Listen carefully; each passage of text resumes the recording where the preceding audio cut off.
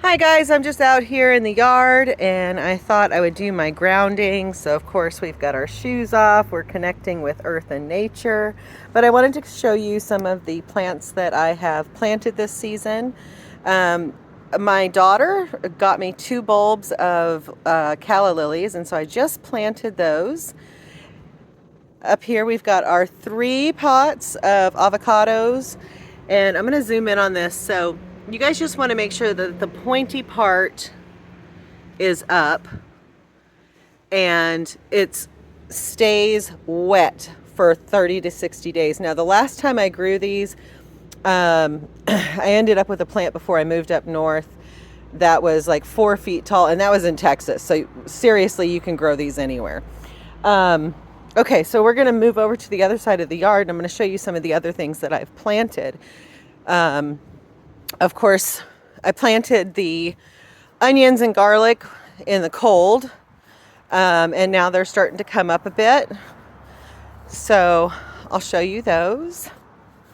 We've got some lovely little barrels back here, and I've left some of these peelings in there from the sides of the onions. That's one thing that you definitely want to make sure that you do, is kind of peel them down a little bit, because otherwise that part that's flaky will end up choking your onions.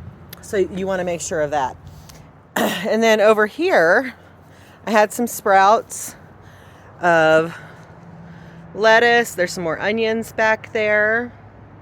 So we've got those going. I'll let you guys know how those do and if I end up killing them. And then if we go over here to this side of the yard, we've done some really cool things. Just put my potatoes in the ground. So those barrels back there, I have, in the first one, we have russet potatoes. In the second one, we have sweet potatoes.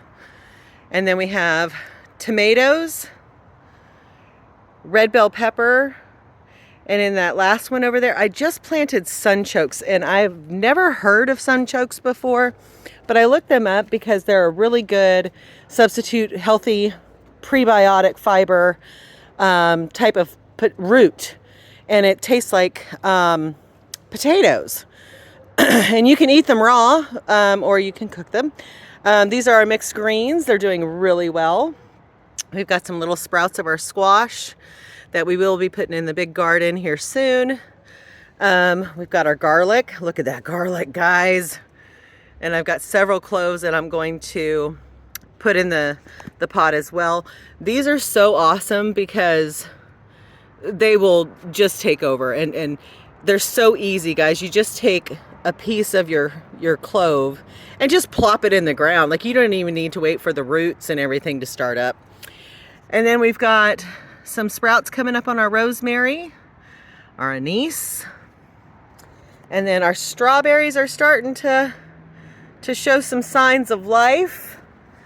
And we've got a bit of parsley that's coming up, and some cilantro, and our jalapenos. Look, oh my goodness, I'm so excited about the jalapenos, guys.